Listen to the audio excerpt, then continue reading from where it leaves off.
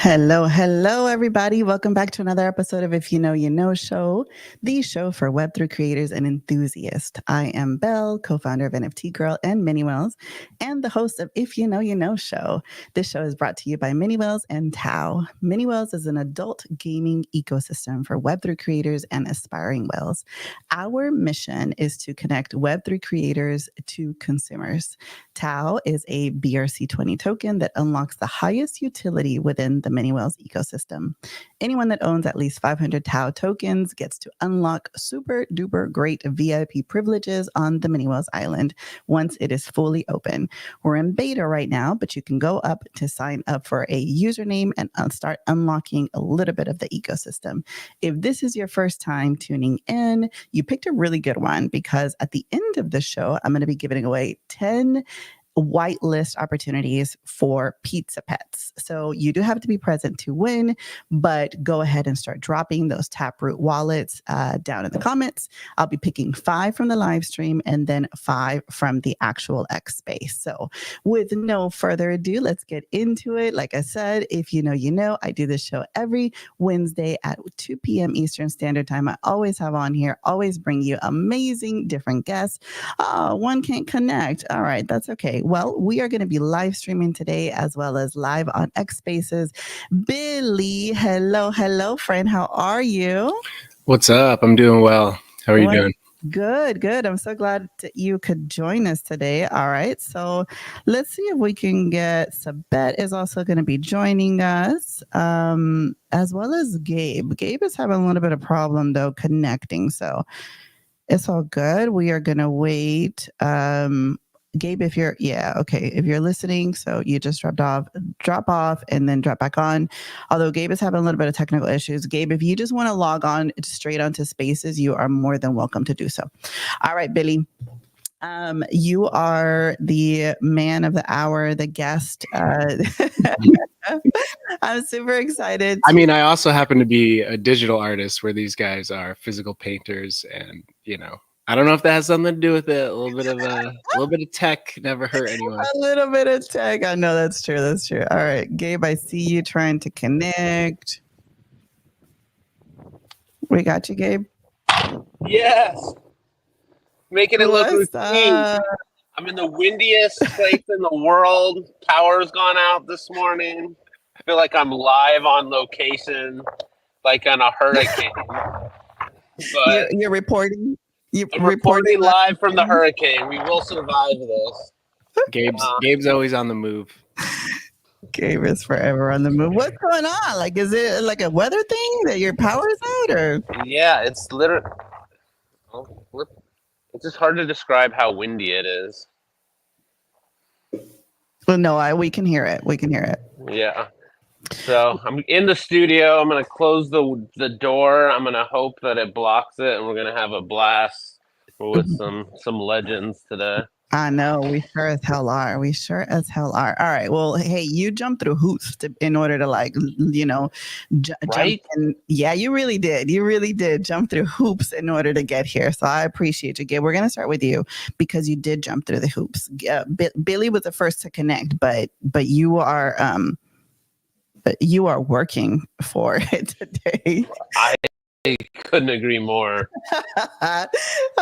Gabe, every freaking body in Web3 should already know who you are and what you do in the space, but I'd love for you to reintroduce yourself in case, somebody isn't familiar. So I'm here in the Bay Area, windiest place on earth, apparently. I do cubism, did a project called the Stoics. Also, Billy and I just did an awesome project in May together on ordinals on Bitcoin. So those are 2 of my biggest projects. My project on ETH was called the Stoics, a 5K PFP. And then Billy and I did 2,000 ordinals in May. And I've been around for 4 years. Tried to go to as many events as possible. Just FOMO'd into Marfa for next week. So I'm heading to Texas, to the Wild West of Texas next week. But I will say I've been all in on Web3 going on 4 years.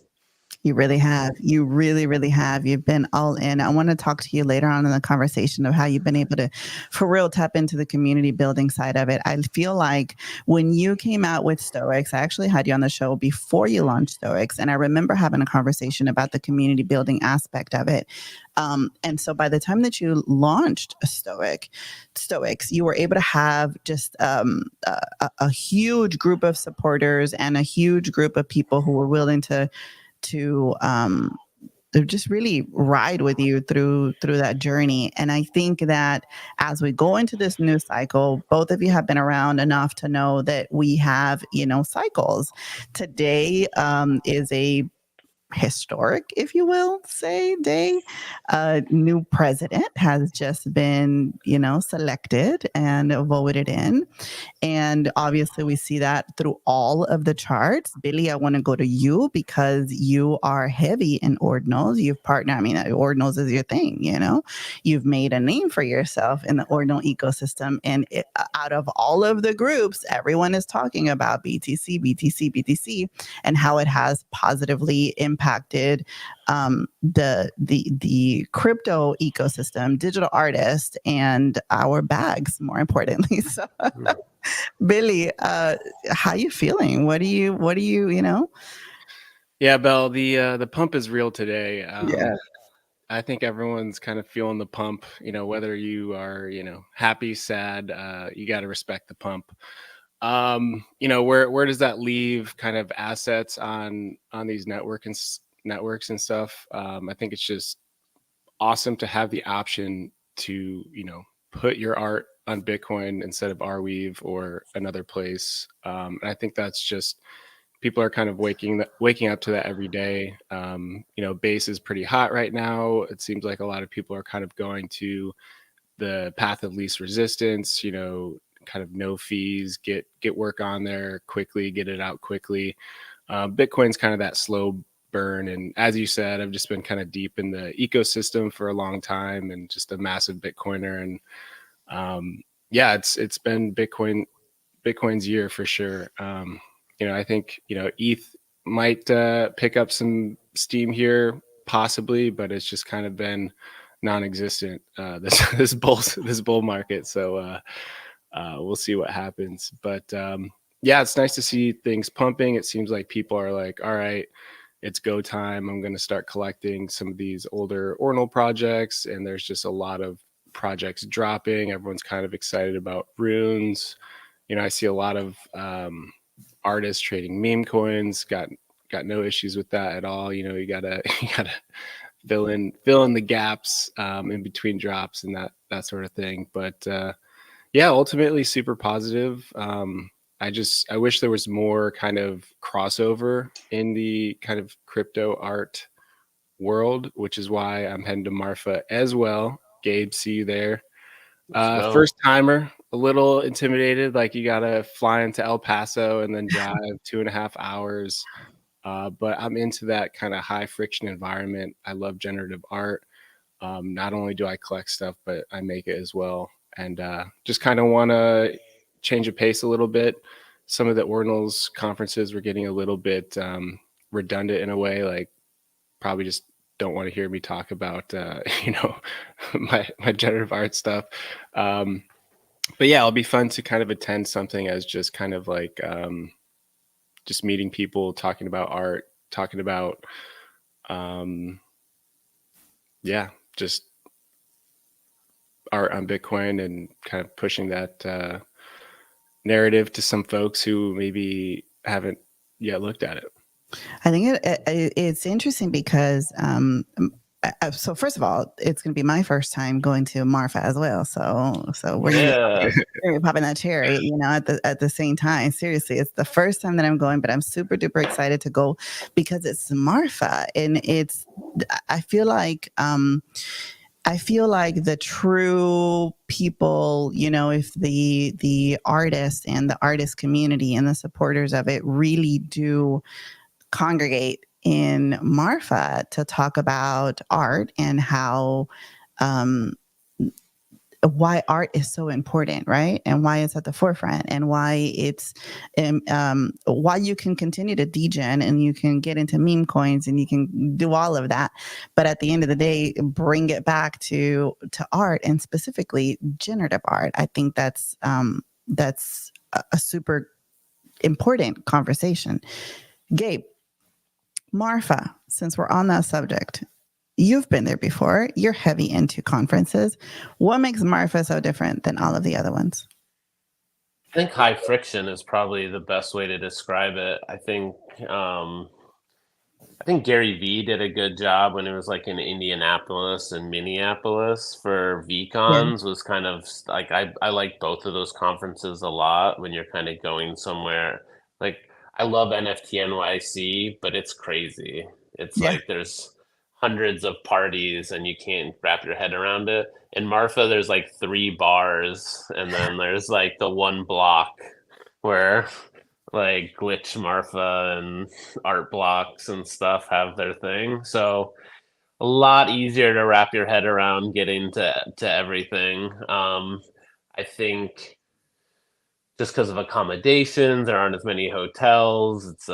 You have to fly into El Paso. It just means that if you're there, you actually really, really care about it versus like, oh, I'm gonna go see a Broadway show and a baseball game and then happen to go to NFT NYC. It's like if you're going through all of this, like it's because you genuinely care about art. Or, I think that's the premise of going into it, of why I went last year, and I'm like, this year I was debating it, but they got me again. They got you. I want to, while you describe that, hold on. You mentioned VCon and I remembered. Yes. 22. 22. 22. Early. That's awesome. It's always impressive how Gabe is just like whipping stuff out, just drawing from his mind. Is like, here you go. It's pretty impressive, man. Thank you. Yeah, it is. And explain how people get those. You gotta meet me at one of these conferences, and then I used to do it a lot more as far as like actively. Now it's kind of I usually have a sketch pad on me, and so if people ask, it happens. But I mean, I think the Stoics did as well as it did because the vast majority of people got a drawing for me at VCon, and like the white list was on the back in a little like QR code hidden. And so I think it just goes a long way, and we're seeing it when the pullback and the bear market. It's like I think if you look at like Billy's market, like people that show up and like people have a connection to still get to stick around and make art. And if you don't, and if you're just used as a pump tool by crypto bros for like 1 week, then it's just really hard to have any kind of lasting impact or get to keep putting stuff out. So I've kind of gone all in on being human. I also think AI art is gonna get crazy good. I mean, it's already good, but in 5 years from now, it's gonna be so important to be a human face. And if we just do it based purely on the aesthetics of art, I think most artists are going to have a hard time playing in a playground where someone can spin up 10,000 incredible images by just typing in a few words. Yeah, I think more than ever, curation and ideas are going to be more forefront than they've ever been. But speaking on what you were just saying, it's really cool. Like in Marfa, it's what Art Blocks Weekend. Is that what the whole thing is kind of called? It's just been really cool how Art Blocks has been this just kind of bellwether institution almost in the NFT space and art scene. And I just remember from, the early days of NFTs, from kind of Beeple kind of exploding, and then just kind of everything going nuts, insane valuations, people selling Fidenzas for, 500 ETH, and just wild, crazy stuff. And then seeing the kind of asset class kind of purge 90% of stuff. There was just a lot of froth, but to see 3-4 years later to see like that art hold its value.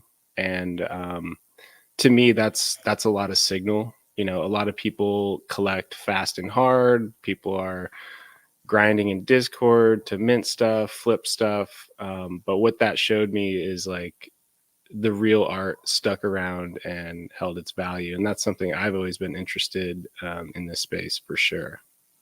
What is it about generative art on Bitcoin that was special to you, Billy? I think when we kind of bumped into some of the friction of file size, right now fees are low, so you can actually get a high-res image relatively affordably. But when fees inevitably spike, like we know they can, and they can just sustain those levels for a long period of time, code-based art is just super, super powerful. Huge unlock on Bitcoin. With just a few lines of code and recursion, you can create a large-scale collection that actually has a lot of dynamic nature to it. And kind of like Fusion, what we did, like we're just pulling data from the Satoshi that represents the tokenization of the artwork, feeding that back into the artwork to help create the artwork. And that's just kind of like a fun meta you can play around with. But with that, we were able to create a lot of unique outputs from kind of running it through the algorithm with the different SAT number. And we kind of required everyone to inscribe with rare sats. So that was just kind of another fun thing you can do. It's endless. I mean, I'm tinkering with some stuff right now, working on an edition that I'm going to release through Gamma. It's called Super Cycle. It's going to be super fun, but there's just so many different ways you can kind of attack it. And I think it's just a very, at its core, Bitcoin is code, right? It's software. So I think it's kind of poetic to put more code on Bitcoin and have it be immutable. What about the fees associated to it? Yeah, it's super, super affordable. Yeah, one of my first large scale generative projects on Bitcoin, BitBlocks, it costs like 30 cents per BitBlock for people to inscribe on Bitcoin. And then Fusion, kind of similar thing. The file size was even smaller. The largest expense really was just the fee to use Ordinal's bot inscribing service. But that kind of is a game changer because there was just this stigma like, oh, at 500 sats per VByte, a 400 kilobyte image, which is super small for any digital artist. So like, whoa, I have to get it down to 400 kilobytes. That's crazy. Mm-hmm. Even that could be thousands and thousands of dollars. So it was a bit daunting. And, but a lot of people have come over and worked with the medium, and they found a way to get their artwork on Bitcoin. And I think if you can, you should. It's not a requirement. People can use whatever chain they like, but for me, I feel like it's the most kind of self-contained place for digital art, digital artifacts that kind of makes the most sense to me. Gabe, on that note, I want to ask you on your journey on the Ordinals ecosystem. You was super well recognized on Ethereum artist, and what was it about the Ordinals ecosystem that even caught your eye? And did you like it? Any regrets? How has it been? And I ask from the perspective that I still talk to artists that are like, that shit just seems way too complicated. I'm not going to do it. What would you say to that? I mean, I've always done kind of graffiti on dollar bills, and so this was the most obvious like analogy, I think, or like metaphor for the same thing, which is I just think if I had my say, probably every NFT I've ever done would have been an ordinal instead. I think I love the fact that it's like graffiti on real money, and it's kind of on the daddy chain. So there is friction there, but I think going back to, and not like there aren't degens and runes and Bitcoin, but I think maybe less so yet because of the friction. There's more of a chance to get real art, like art enthusiasts there. And I don't know if they're there yet. I mean, think Billy's probably done the best or up there with the best of any artist as far as kind of pushing ordinals. The second I heard about it, so I went to the very first ordinal meetup with Casey when ordinals were less than 2 weeks old. And then I was working with Brooke Lacey. I was trying to get one of the first 10K, and I think by the time I got my first ordinals in, it was like I think they're like 110,000. So I was super early. I still have three that I put up like very very early, and then tried did one of one auction, and I think I was the very first auction on Magic Eden for an ordinal, so it didn't exactly do what I thought it was going to do compared to like what one of my paintings does, but I mean, our fusion project did really well. Been trying to figure out kind of my next play on ordinals. I'll probably pick Billy's brain next week in Marfa because this guy's really the genius when it comes to this stuff. And I think my whole career prior in community organizing and in art, it's like I think I'm really good at kind of seeing talent and then also seeing good people. So like Billy and I met before ordinals existed and kind of hit it off based on us both having deep appreciation for our wives.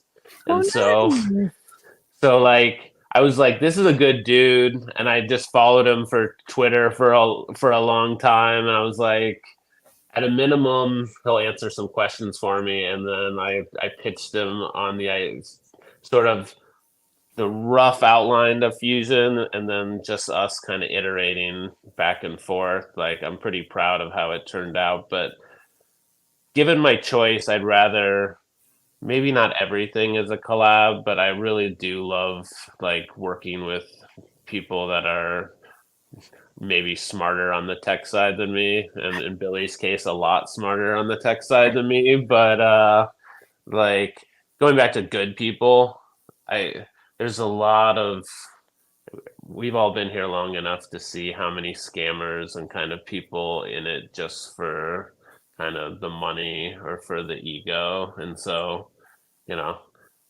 I'd like to think my first big thing on ordinals was a pretty big success, and hoping to kind of follow it up with some cool other drops in the next year.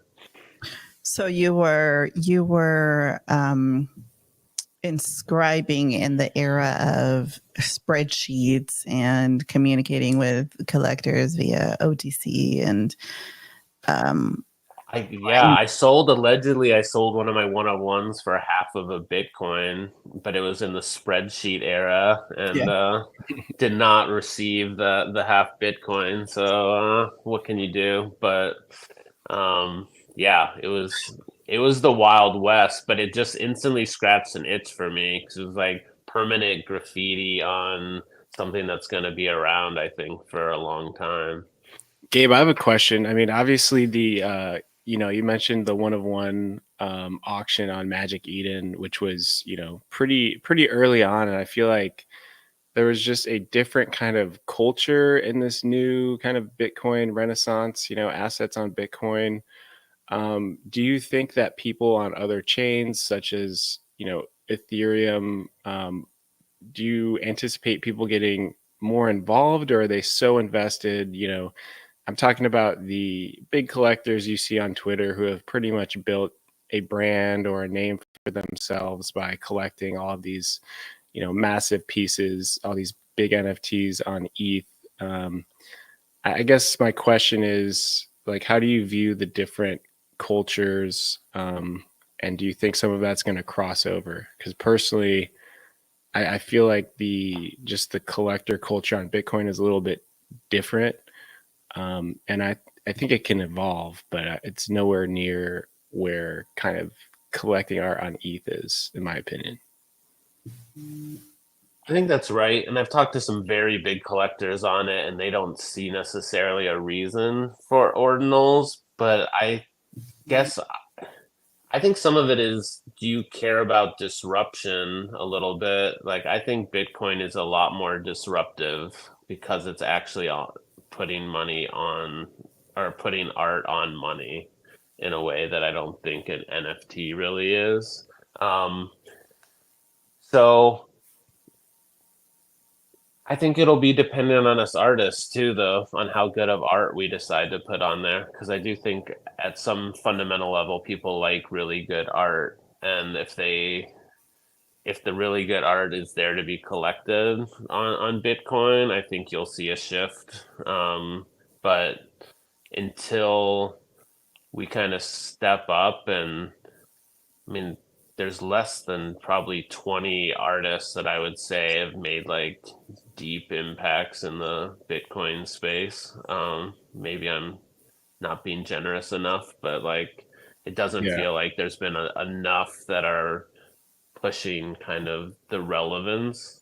I think you do probably the best, if I'm being honest, as far as talking about why it matters and like being cool with like you spend a lot of time educating in a way that like I don't really enjoy.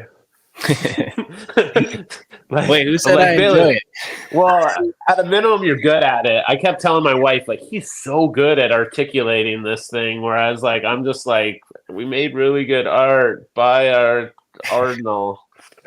It's quite a bit better than the other stuff here. I mean, it's kind of crazy. Like Bitcoin is 15 years old now, but all this stuff is relatively new. The idea of digital scarcity, I just try and think deep into the future. Like my kids, what's going to be around in 50 years? A lot of these models that require like a token to kind of power, to incentivize people to store the data. Like, I don't know. I see a lot of those kind of breaking down into the future. So yeah, for me, it's just about, I really believe Bitcoin's going to outlive me.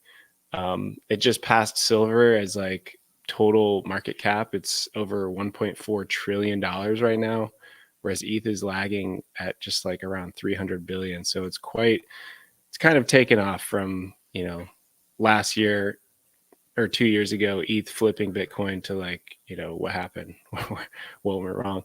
Welcome, Sabet. Yeah, good to have you. Bet, hello. Hi, Bill. How are you? I'm doing great. How are you? Thanks for joining us today. Super excited to have you with us. Sorry, I'm traveling and I kind of messed up the hours. That's okay. That's all right. That's all right. I'm an hour ahead or behind or something. I'm in Arizona, so I have no idea what day or what time it is. Daytime savings plus traveling, I don't blame you at all. Okay. It's all good. Daylight savings. Can we just get rid of it? Yeah, right. Or keep it. One of the things. One of them, right? And my daughter has been asking me all week, so tell me again, like why and how? And I'm just like, sweetheart, I don't know. I just know that this is the time, and why, I don't know. And what that means, I don't know. I just know this is the time, and that's what we're going by. No, I don't get it. But Sabet, you jumped in right on time. We were talking about Bitcoin and the importance of ordinals and why art on Bitcoin matters. I'd love for you to introduce yourself just real quick and then just jump right in the conversation because you have been heavy on ordinals as well. Yeah, I have. How you doing? So I'm Ali Sabet. What's up, Gabe? I'm an artist. I've been an artist and a designer for over 25 years. And I've been blessed enough to do pretty well in NFTs, initially on ETH, and moved on to pretty much every other chain there was. And Ordinals was the last place that I kind of found a home. I still, work on other chains, but I really do love being on Ordinals because of the fact that I know that the art's going to be there forever. My focus purely is art with, some additional things around it, but mostly it's focused on the art and IP. So for me, it's just always been important to make sure that that art's going to stay for as long as possible, not dealing with IFPS or Airwave, whatever the other. Arweave. Yeah. So I don't even know where that is, but I know we use it sometimes. So knowing that I can put the art and it's going to stay there forever is pretty cool. And, it's a mother chain. So the chain's going to be there forever. So it's Yeah, pretty exciting. I don't have a huge deep answer, but if you have any questions, maybe I'll get there. I got a question. I mean, we have two kind of physical artists here. I guess, like, how do you guys look at it when you're, how do you preserve a physical painting? As far as if you're storing it in your house could get burned down, it could be stolen. I guess, how do you guys look at, has blockchain, NFTs, ordinals, has that been a place to kind of preserve your artwork, maybe tokenize it so you can move it around the world faster? Like, is that a means to, yeah, I guess, kind of like, what's your impetus for taking something physical and getting it digital? For me, going through all my physical paintings, one, I'm not storing them the right way. They are not stored safely.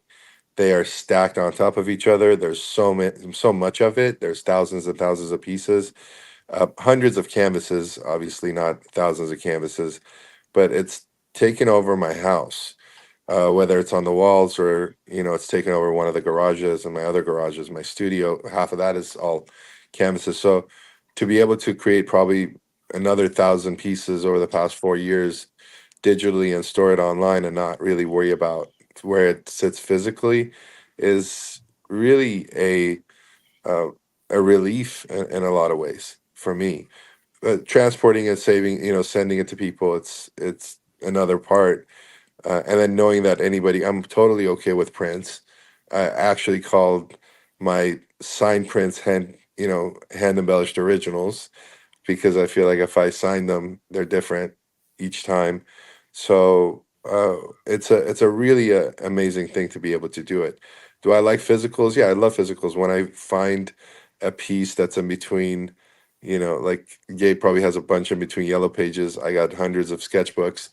When I open those and see what's happening in those, there's a different kind of mystery and a vibe and a feeling than looking through my iPad and going, "Oh, I never minted this." There's definitely a different feeling there. Uh, but from a storage aspect and moving it around, it makes it a lot easier, and it makes it, the fact that it's going to be there forever, and my kids can find it, and my grandkids can find it. It's pretty cool. From the collector's perspective, Gabe, you mentioned something that, not everybody's convinced, right? I'm a big reader. And there's nothing like having a book, an actual book in your hand. And, you can put it on your Kindle and you can digitize it as much as you want. And it's just not, I don't know if it's because I'm just used to it, of the book, but there's something about having a library full of books in your house versus being able to flip through a Kindle. And so I see a lot of that same perspective on the digital art side as well. How do you convince your traditional collectors to view it in the same way and love it in the same way as they do traditional canvas? Personally, I don't know if you do. I don't know how many people I brought over. I mean, I got like 120,000 followers on Instagram, but I don't know how many of them have bought one of my NFTs. It almost seems like separate worlds, where X is where my digital life is and Instagram is where the physical is. I think my kid has grown up his whole life with digital assets, and like when he asks for money, it's like Robux to make his avatar extra dope. So like I think it's going to be less about converting people and more that the new generation is going to have grown up with digital scarcity and digital ownership for their whole life, and so it's going to be easy for them. But I guess I'm not one of these people who believes you're going to get someone who's collected paintings and is in their 60s. I don't think we're going to have a strong conversion rate. I think it's going to be the people that are digitally native.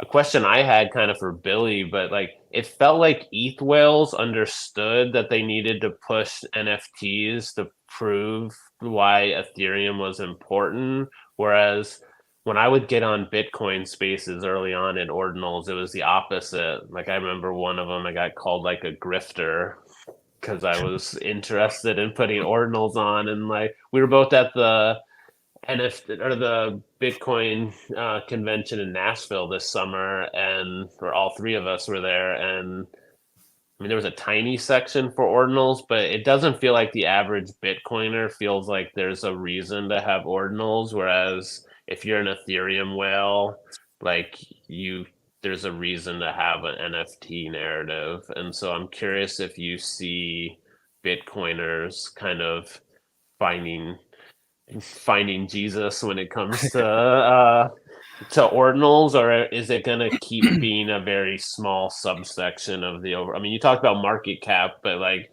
if it doesn't matter if everyone on Ethereum's market cap thinks in NFTs and only 1% of the Bitcoin like market cap thinks in the terms of ordinals. Yeah, no, that's a good point. And I just feel like maybe that larger cohort of Bitcoiners have spent so much time like hating NFTs. It's just going to take them a long time to embrace them on their own chain, you know? And I felt it, like ETH was on fire. You had NFTs, you had DeFi summer. I got involved instead of on the sidelines saying it's a scam, blah, blah, blah, blah, blah. I was like, hey, this is actually viable. People are using it. People are collecting. You know, I'm going to try and put my artwork there and see what happens. So, yeah, I think the people that kind of embraced it and kind of understood it, it was really easy to kind of transition to ordinals where maybe you wanted to be in the first place, but you just took a little detour. But yeah, for the other people, I think the culture is kind of shifting before our eyes. And I think that's a really positive thing. The Bitcoin maxis kind of dominated the chain for a long time. Instead of like helping to educate and protect people, I feel like they just kind of pushed people away. And I feel like that kind of culture is changing.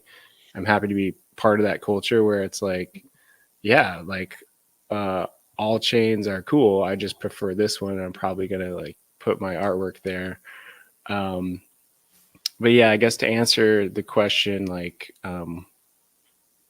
yeah, it is a small sub sector, but I do foresee it growing as people get more used to these assets being on Bitcoin. You know, there's lending and borrowing. There's 2 token protocol standards that have hundreds of millions of dollars, billions of dollars, just kind of transferring daily.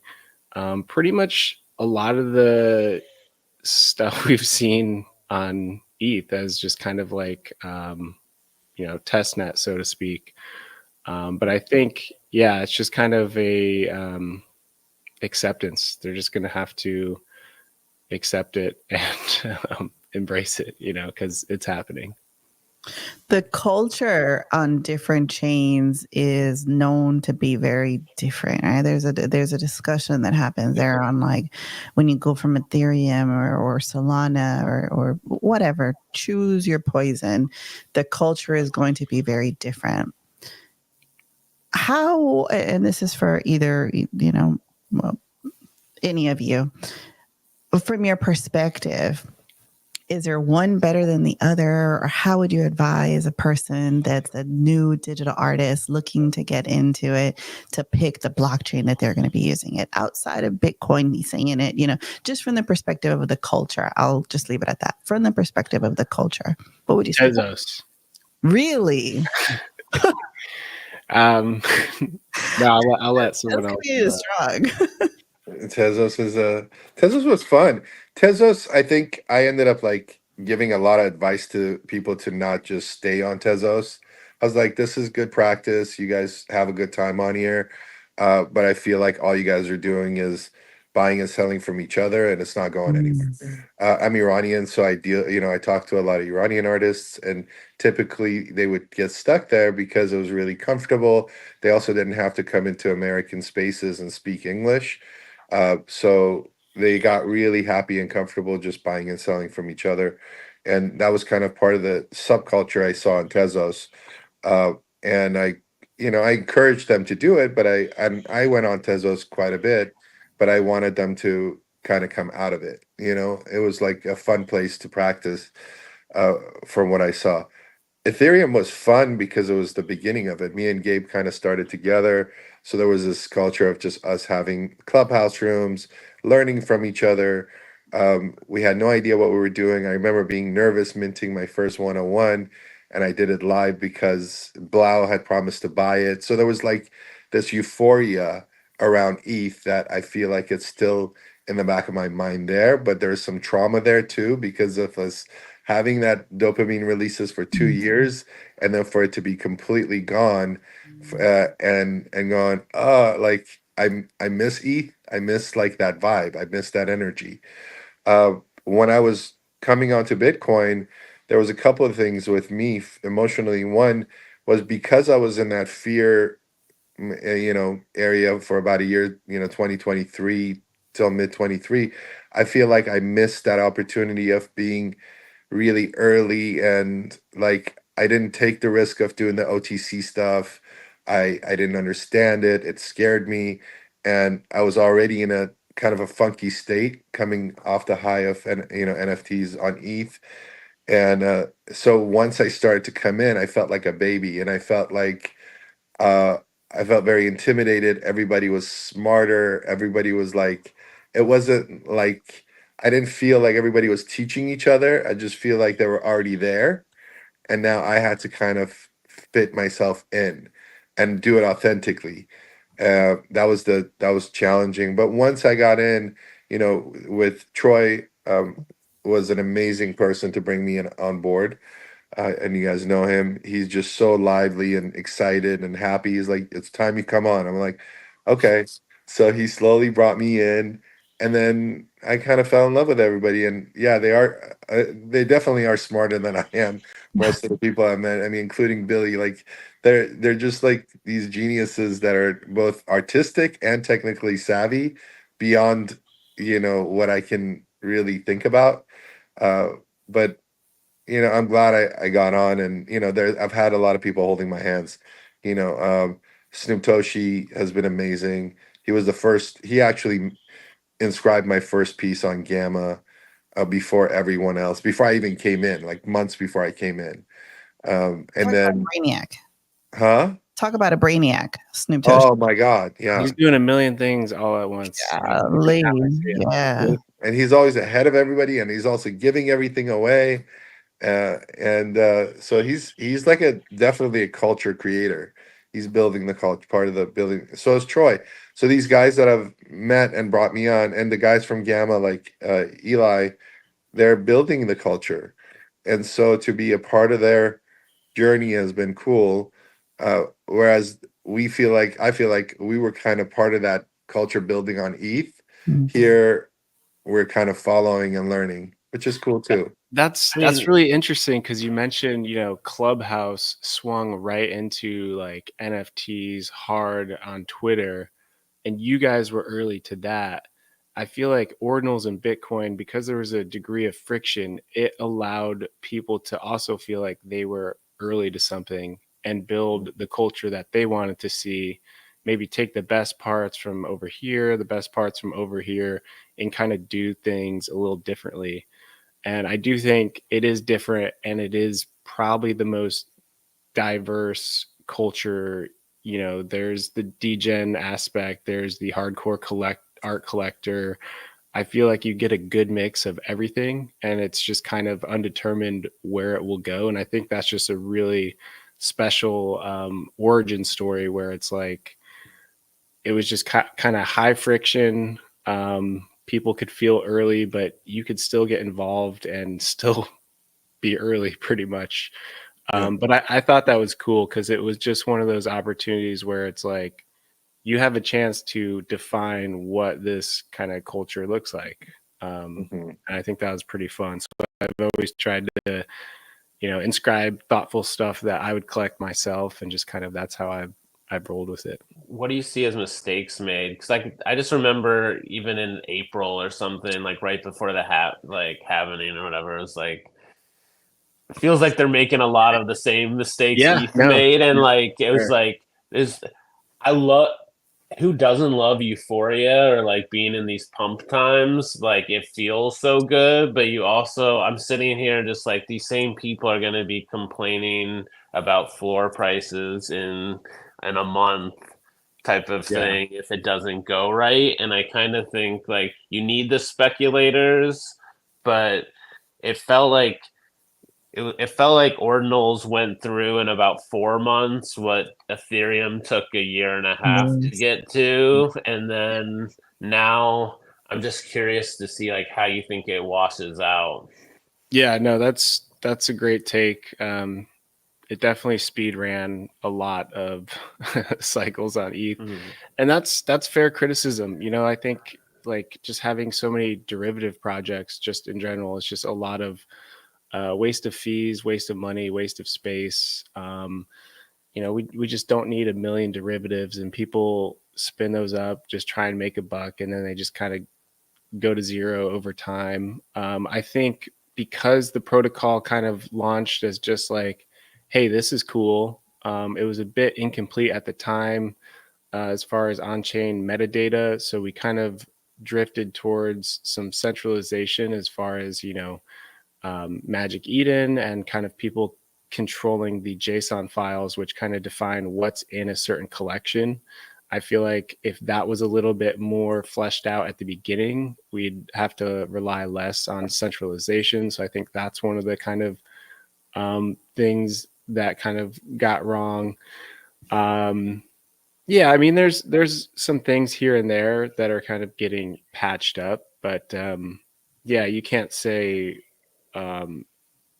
we learned completely from all the mistakes made on other chains, but I think people are at least aware of them. And I think that's kind of the start of like fixing and doing better, just kind of acknowledging, you know, what those issues were, what the problems were, and just kind of trying to mitigate. But, you know, with something as free and open as crypto, where you can pretty much do anything anywhere, a lot of that kind of comes with the territory. And a lot of it is just noise. But man, I think it's Sabet. I was kind of, when you were talking about your house or your studio getting filled up with physical pieces, that just made me think of like just this digital era. And then Gabe, when you were saying like these kids, you don't have to convince them, they're just growing up with it. It's the same reason Amazon is the juggernaut it is today. Jeff Bezos was like, whoa, I can fit way more books in an online library than a physical library. Just that thought alone, I think that's really cool with digital art, because you know you're traveling abroad, you can just pull out your phone and show people your like your digital original artworks that you've collected. And I think that's just really cool because you can have an infinite amount of digital space and take it everywhere with you securely. And I just think that's so powerful. We shouldn't have to be convincing people hard, right? That's just incredible technology. And I think it'll just happen organically. So that's why I'm in it for the long term. You know, I'm going to be here for a long time. And yeah, I guess you don't have to like convince people hardcore. They're just eventually going to come around at their own time. I'll tell you this, something about, you know, I'm very into energy healing and energy and manipulating the matrix and playing with energy and all of that stuff. And something about physical stuff that can, I'll tell you a little story. One of my best friends about it 2 weeks ago had this little book with him, and it was called The Beginner's Guide to Advanced Magic or something. I'm like, what are you doing with this? And I was like, it's not even him, right? It's not his style or whatever. Some book like that. And then I end up getting it. And then as soon as I get it, I start having all this weird bad stuff happen. And I haven't even read it, right? And yesterday something horrible happened. I'm in Arizona and something really horrible happened to me. I got away from it, and I'm lucky to be here. But I'm like, he was the first person I called. I'm like, I'm getting rid of this book as soon as I can. So I somehow in the hotel, I like literally had to get rid of the book. I'm talking about like, I don't know if I'm being superstitious or what, but I had to physically get rid of this book to feel better. Um, So I don't know. There's something about us having physical stuff that's good and bad, other than just storage, because of the energy it holds. And I don't know how. And I know that digital stuff holds energy too. Obviously, I've done healings over the air. People have said my art is healing. I did a whole project called Healing Codes. That's my light language, and you can see it on healingcodes.io. It's I feel like people have bought them and they're like, oh, that helped me with healing through my, I don't know, emotional stuff or physical stuff. And so I feel like the energy is still held in the digital stuff, but physical, yesterday I found out it's a little bit harder to get rid of something physical because you're like, where do I put this? I mean, you're totally right. I think we're in like the hybrid era. Like I read my 4-year-old physical books. I listen to like 20 audiobooks per year. Like, you buy a piece of digital art, you might get the physical along with it. I think we're kind of in that like transitional hybrid era right now. Yeah, for sure.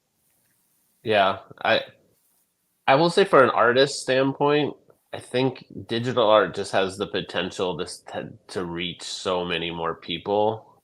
I mean, just even doing Instagram, it's like I could be up in every single gallery in San Francisco and have less people see my art than one post on Instagram. I mean, it's Yeah. just like or X, and then you throw in like actual digital ownership. But like I know Sabet and I have both been in billboards around the world. I gotta participate in the Venice Biennale because of NFTs. Like I just think it it's gonna be a lot easier to have your art seen if you're in the digital space than it will be as a physical artist, at least for the vast majority of For people. sure. It's the digital era, right? In to your point, kids now are growing up in a completely digital world. My kids know the world a lot more, from a different perspective than I ever did because they have access to a whole lot more. And the games that they play, their entire life is gamified, if you will. Everything that they do in education is gamified, and everything has to do with, their digital identities, etc. So yeah, for sure. Um, I wanted to ask about just this week. I've been hearing and seeing a lot of artists talk about how all-time highs for Bitcoin means that here we go, all of the artists and all of the grifters that were leaving, and for two different reasons, but they left during the bear cycle, are going to start coming back this week. And a lot of artists I've heard from their side, of the hardships of how freaking hard it has been the last year. So, but you talked a little bit about it, but how freaking hard it has been to be a digital artist and be seen and continue doing the work that you were doing in 2021, if you will. How has it changed from your perspective? What has kept you here and running and continuing to be successful? Because you all have been through this cycle, and I haven't seen you go anywhere. And you are one of, you're the exception. You're one of the few that hasn't ended a project or gracefully exited or said, I'm going back to a full-time job, or whatever the case may be. That is incredibly hard, and hats off to you. But how'd you do it, and why'd you do it, and what keeps you here? I'll speak for myself. I think early success helped a lot because I think if it was just based on the last year or two, or you were just getting in now, it's a lot harder. I guess to Billy's point, like I think this is going to be a very important space for years and years to come. So to me, I think it's a lot of the people maybe think of it as this is a one-time thing, or this was like a tulip frenzy or whatever it was, versus like I think if you have the vision of this being a lot, for me at least, I have a vision of this being a very important thing, similar to like MP3s. When I was in college, we'd rip them and it was pretty hard to get like old like live Pearl Jam songs, and you'd rip it onto a CD and feel yourself like, I did it, I did the thing. Whereas like, and I still think we're there, particularly with ordinals. Like it's the level of friction. Whereas no one is an MP3 musician now. My kids only know music through Spotify, essentially, and like so. I think similarly, like you know, I see the vision of why it matters, so I'm willing to put up with stuff. But from a mental health perspective, and Sabet and maybe Billy can see it, like it's been pretty horrible for artists in a lot of ways, just because of the transparency of the blockchain. Like before, if I sold a painting, no one ever knew if I sold it or not, or let alone the exact price it went for. And I think when you have the bear market we've had, where very few artists have kind of been able to keep up their value, that's not great for your self confidence when there's things outside of your control kind of affecting like how you're perceived, or the you got to have a lot of internal like I'm worth it, I'm good enough, like people like me type of feeling about this, because otherwise, it doesn't shock me that a lot of people left, and it won't shock me when a lot of them leave next time if we're in a bear cycle. Like most of them will leave again, I think. Yeah, I agree with that. And for me, going back, it's always been different paradigm shifts in my life of being able to do things. When I started selling, on Instagram, I started doing these things called flash sales, where I would paint, 100 pieces and sell them in a month. And I would do all one-on-ones and sell 5 a day for about a month. And the first time it was all physical on paper. So it's very, very difficult to do that consistently. Because I would have to paint them, take pictures, edit them, bring them into my store daily, put them in the store, essentially like what we would do minting here. I'd be painting and then taking pictures and putting them online for people to purchase, especially in off of Instagram ads and everything else. And not ads, but just posts. Uh, I did that for since 2016. So I did that from 2016 to 2019. And by the last year, they were all digital paintings. So I was already painting digitally because of the speed. I didn't have to edit or shoot, and uploading them and getting them ready for sale was easier. And I would paint them ahead of time instead of the days that I was selling them. So my flash sales became kind of my thing, but they also were training ground for NFTs.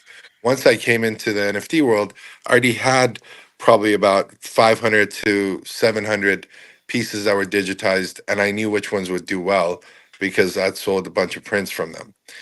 Uh, then moving on to NFTs, doing really well, early success, like Gabe said, really helped with knowing that there was a huge paradigm shift of knowing that I couldn't have ever possibly done that well in the physical world based on where I live.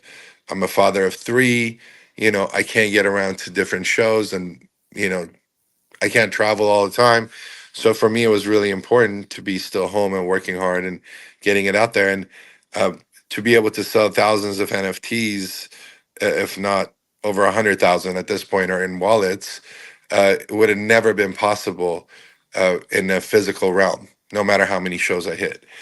And so once that paradigm ceiling is broken, there's no way of going back. Like, what am I going to do? Go back and sit at GameStop and draw for people, which is one of the things I would do. I would do these shows at like different brands, like Mont Blanc and Furla, and where I would paint on purses, or I would draw for people on postcards, which I still do to this day on the street when I meet people. But like from a standpoint of making a living, it was nearly impossible. Um, just so you can hope you sell a physical painting at some point, or even the flash sales. I would basically sell 150 paintings, and then I would have to print them out, sign them, build the boxes, roll them up, put them in sleeves, and then draw on the boxes just so people can get them. And that was a lot of work, and the financial return was nowhere near what we have today. So I had become basically a shipping station rather than an artist. I was more focused on trying to get things out to people versus being able to paint. And again, once that ceiling is broken, you're never going to be able to go back. So you got to make this place a home and figure out how it works out, when things aren't doing as well.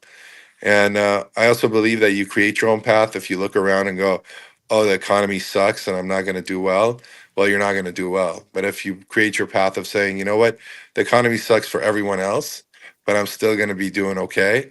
And you'll end up doing okay. Last year, I did this year.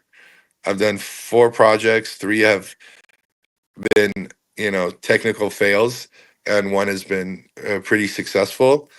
But I keep going because 1, I don't have anywhere else to go. Only, this is the next, whatever comes from here is what's next. I find it really interesting. I'm going to take advantage of this moment because I find it's not common that I end up with a panel of parents in the space. I'm a parent myself, and I see so many other creators in the space that take full advantage, as they should, of not having a family and being able to travel and to meet people and to do as much as they possibly can within the 24 hours of the day. They're spending 23 hours grinding and meeting and doing things. Is that like a once in a lifetime opportunity? I want to get your perspective, because I know that I talk to other parents in the space, men and women, and they're like, shit, if I could do this all over again before I got to this point in my life, does that ever occur to you, like what this opportunity, what today opportunity is for the younger generations, for the artists that are just starting out? Is this a limited time opportunity, or does this continue to work for them?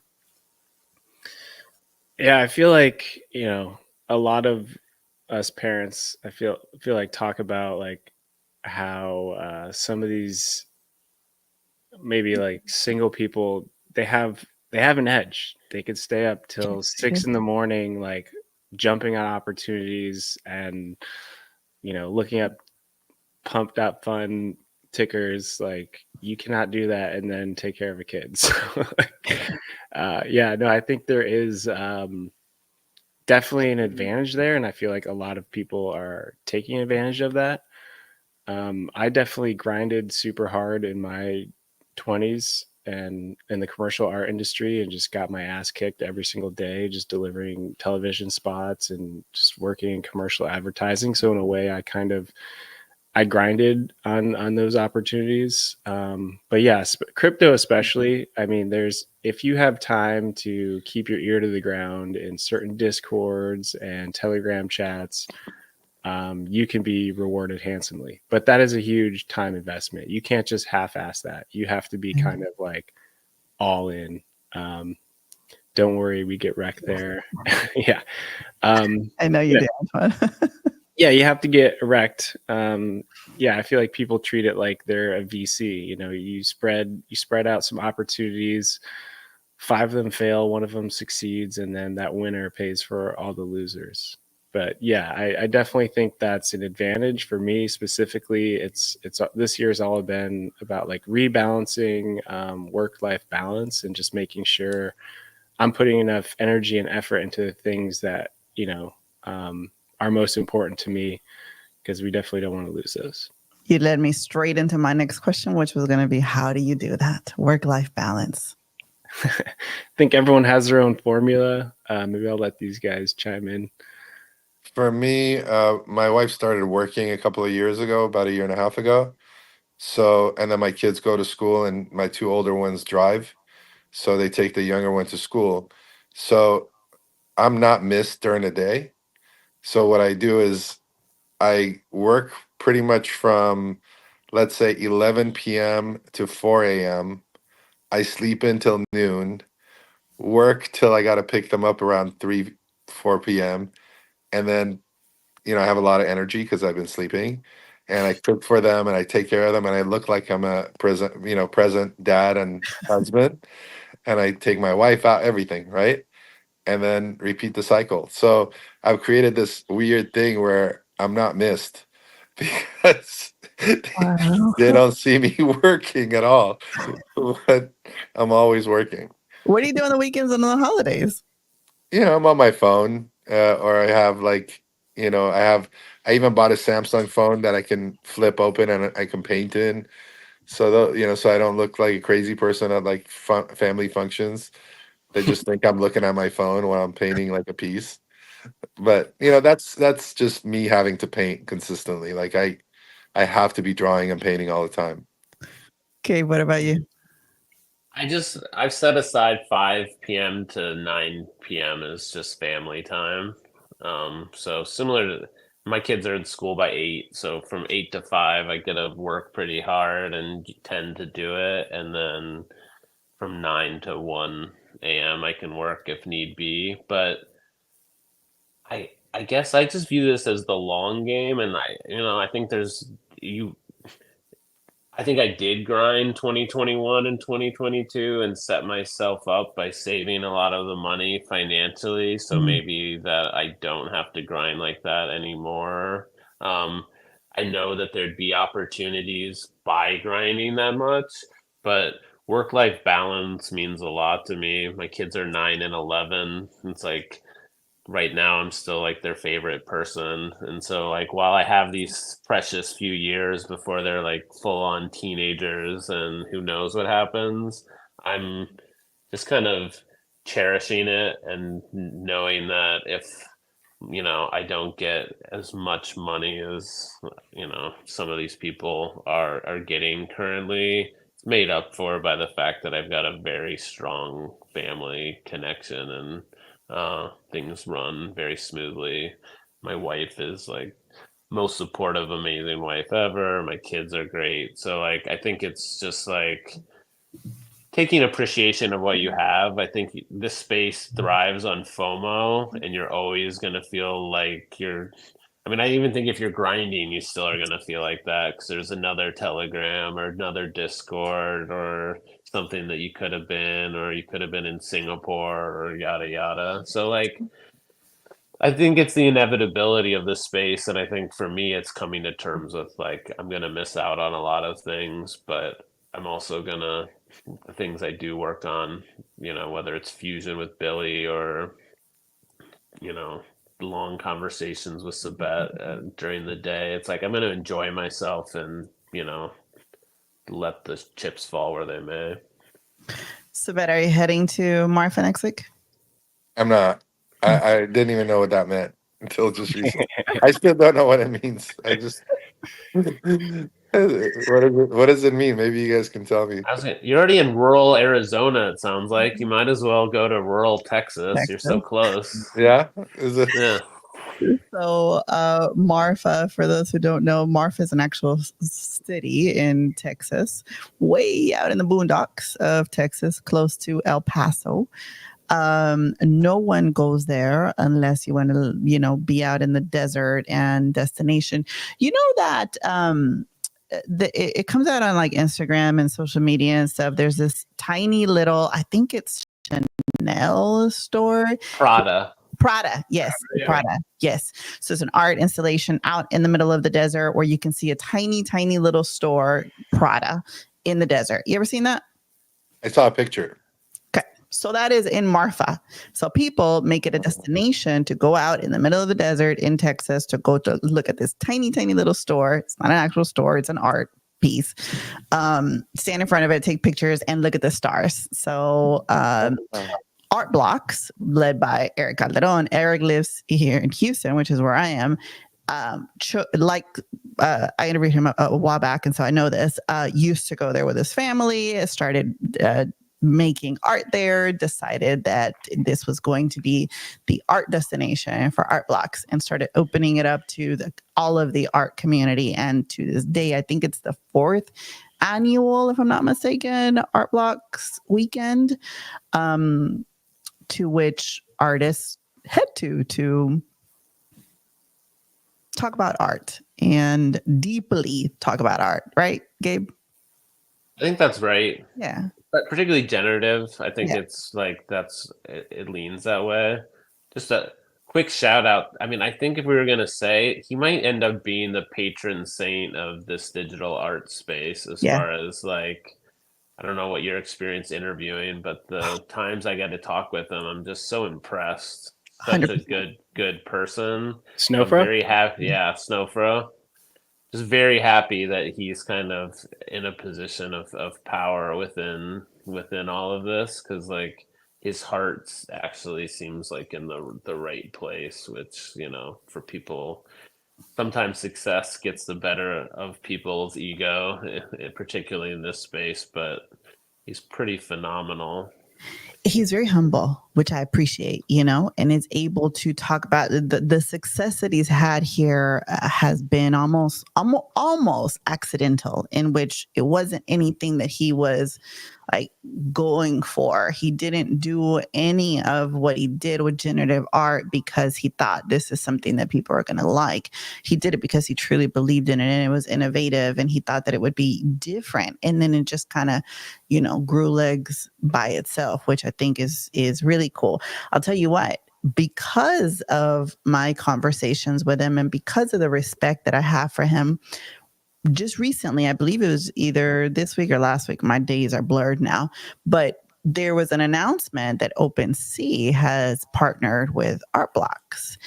And given the history that OpenSea has in Web3, I immediately said, without seeing the other half of Art Blocks, just seeing OpenSea, I said, yeah, okay, whatever. I'm not paying attention to that. But because it came tied with a partnership with Eric and with Art Blocks, I think, all right, I'll kind of give it a chance. Like, I'm now interested to see if it comes vetted from a person that I highly respect in the space, and I'll give it a chance. I'd love to hear your perspective, though. Gabe, I saw you laugh as soon as I mentioned OpenSea. Well, just it's interesting. I think Sabet and I probably are top 3, top 5 as far as artists on that made their living on OpenSea. Like most of the top artists kind of made it on Super Rare or Nifty Gateway, and Sabet and I were like one of the few that kind of viewed it differently, and then it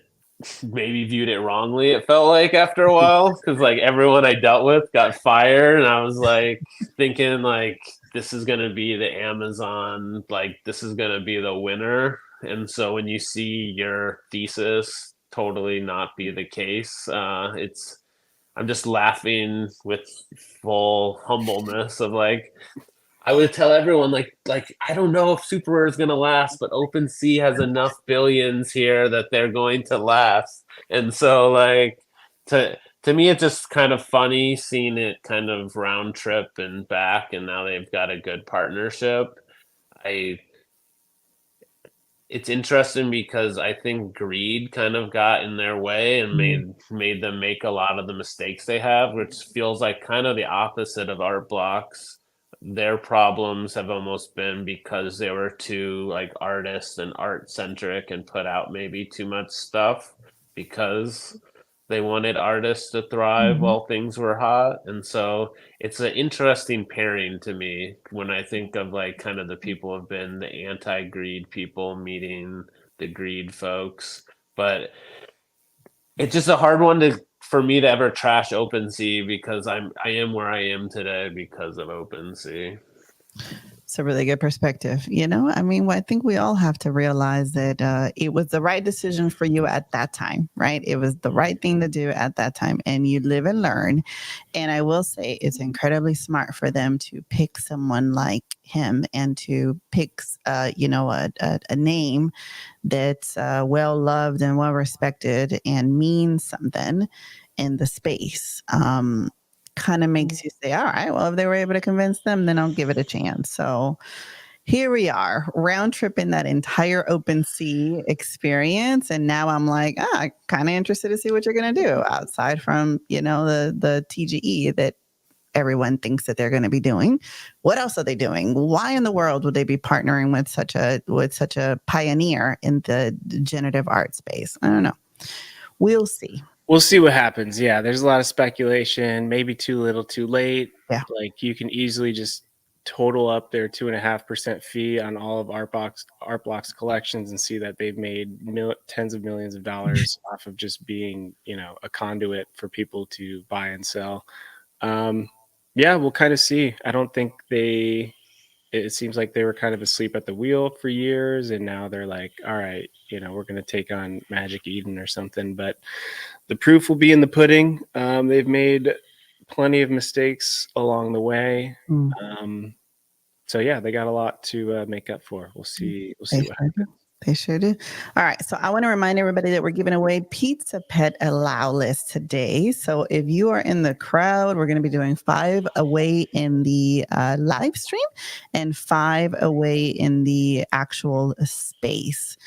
For the space, drop a comment with your address, with your Taproot wall address in the comments, and we'll be picking 5 people. And then for the live stream, the first 5 people to drop their Taproot wallet address here in the comments, I will take a snapshot of it and you'll be able to get the whitelist for the Pizza Pets. So that out of the way, Sabet, tell us what you're doing right now, how we can continue to support you. What do you have going on right now? So I have a Bitcoin project that's live still. It's called Ultra Kitties. I launched it probably about a month ago, and we opened it, and I have not still closed it. I don't know what I'm waiting for, but it didn't mint out. But it's an art project, so I'm like, you know what? We gifted everybody who bought at full price on day one, and then cut the price in half, and then I reopened it for people to collect. So that's ongoing. I might close it soon, but nobody's complaining, and I haven't even activated trading on it. I'm just kind of seeing how people respond to things right now, and it seems like finally people are coming around to knowing that I'm an artist and it's not about trading and all that stuff. So that project is really a test on and a testament to the fact that people tend to understand if you kind of keep going the way you do. I'm also dropping something on AVAX on November 11th. It's called Bad Bunnies. It's all part of the Tokyo Punks world. All of this stuff is under the Tokyo Punks IP. I'm also excited to announce that I just signed a contract with a pretty big licensing firm to take the entire licensing responsibilities of Tokyo Punks for the physical world. So they're going after, toys and Wow. clothing and all of that stuff. And my whole goal with Tokyo Punks and dropping these projects on different chains has been to build far and wide audience for the brand and for all the characters in the story. So I've been telling stories by these drops. Bad Bunnies are the bad guys, and Ultra Kitties are the AI companions to these characters. So I'm just kind of building up this story through these drops and seeing where it goes. But it's working. Getting this licensing deal was a pretty big deal because of what's happening here. Congratulations. I know that's amazing. Yeah, I love how you operate on different chains, and I love how you bring the love of art into it, right? Every time I hear you speak, you talk about that, and that really resonates. So thank you. Yeah, I love what you're building. Billy, how about you? Gearing up for Marfa next week. Been feeling super inspired lately. This year has just been a lot of like community management and Discord. Got a little burnt out. Was just kind of in the weeds. Just deep in a bunch of stuff. So I finally feel like the tank is full and refreshed. Right now I'm working on an edition that I'm going to drop through Gamma, and kind of in deep development for kind of what I'm going to bring in 2025. If you know me, I'm constantly trying to learn, and the next thing I do is always I try to make it the best thing that I've done. So kind of in that zone, and it's freeing just to be able to create with no intention. Like I've just been posting just wild explorations and just kind of it just feels freeing. It's just funny when you get to a point where you post something and someone's like, "Oh, is this a collection?" It's like, no, I'm just riffing on stuff, man. Like it's what I've been doing forever. not everything has to be sold or collected, or, but yeah, it's definitely a freeing place to be. And I'm just excited to have that kind of uncapped, like, carte blanche to just do whatever I want. That's awesome. That's awesome, man. You're one of those giga brains in Bitcoin that, yes, you are. Yes, you are. You're one of those mixtures that Gabe was just saying between, or maybe it's about of like the artist, but you're not just an artist, you understand the blockchain technology and the dev perspective from a very different way than I do, than normies do. I mean, he gets to like really explore the canvas Yeah. beyond how we can, right? Yeah. Like I get to draw on my iPad and I'm like, okay, let's inscribe this. Whereas Billy gets to like really explore the microcosm of that canvas, and that's awesome. The layers of it, yes. Yeah. And explain why you did things the way that you did and why you chose things the way that you chose them. And to even know that those layers exist is, hats off to you. Thank you, guys. Appreciate that. Trying to keep the brain active so I don't get into too much trouble, firing up and minting Cat 20 tokens and shit like that. The last time that I saw you, Billy, in person was in NFT NYC, and we were on the bus together for Pizza Ninjas. That was so fun. It was super fun, but I had no voice. Like, I could not speak. And worst of all, from the Pizza Ninjas event, I was going to the conference at NFT NYC, where I was going to be on stage interviewing Matt Meddev of NFT Now. And I had no voice, so I was trying to conserve it. And Billy was the nicest of a human being. to not, laugh at me when I was like, Billy, I can't really talk. So, awesome. Yeah. So thanks for being a good human being. Easy. For sure. And Gabe, what are you up to right now? And how can we continue to support you? Today dropped some coffee with it's called Denim Coffee. It's Hod'll Be Thy Name is the person who owns the company. He's been one of my top collectors, and so we made something called Wake Up Juice. It's a coffee with my art on it that you also get a physical art. There's a golden ticket in some where you get an NFT if you get the golden ticket. So pretty fun, gamified, but it's also on physical, it's actual really good coffee. So doing that. I'm doing something with Rarible next week. That's an experiment. It's just one image I did. That's going to be an open edition with kind of hive mind is the thing. But the goal is to take like the money, and for like 1 month, we're going to let people figure out what meme coin or how to invest the money from the drop, and we're going to then redistribute it to people afterwards, which might be $1 or $0 or hopefully a lot of money. They're just playing with some new DeFi tools, and since I know almost nothing about DeFi or meme coins, I was like, let's see if collectively everyone can figure out the best way to use this money. So just kind of a fun, interesting way to play with meme coins.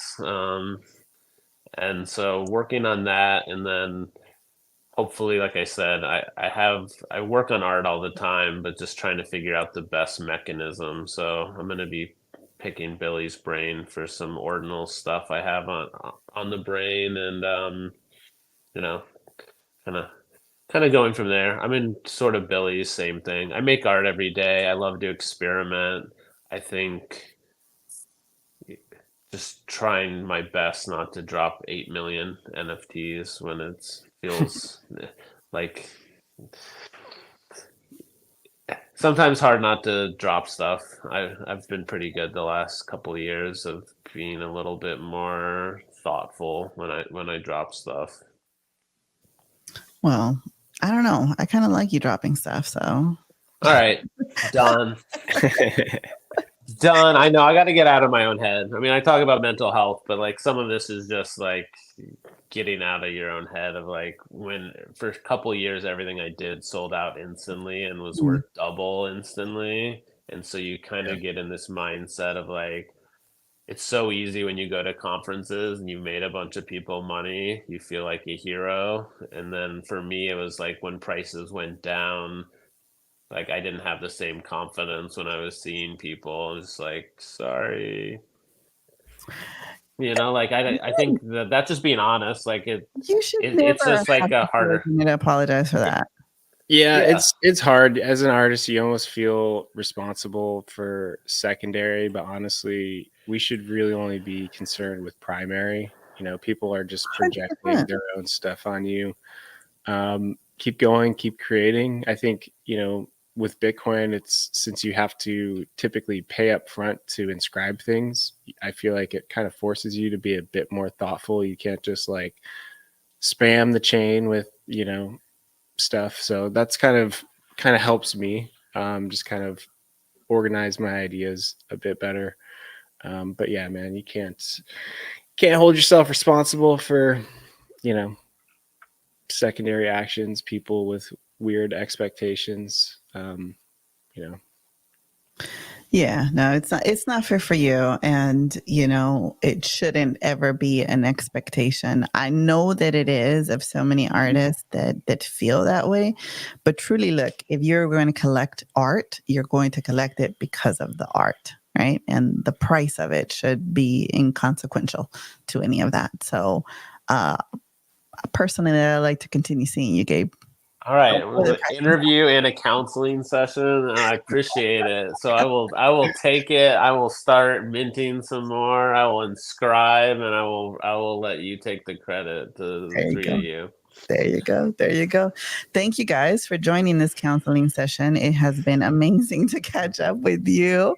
If I'm going to see you, Marfa, looking forward to it. Sabet, you continue to have a very good trip. Sorry that we're over here talking about Marfa and you're not even going to go over there, but it would have been great. Maybe next year. For sure. It'll be fun. Thank you. Have a blast. Thank you for having me on here. Thank you for your support always and collecting. It means a lot. I never forget, you know, especially the early days. Every single piece that was collected was incredible. So I appreciate you and thank you for having us in the space. It was awesome sitting next to Billy and always my good friend Gabe.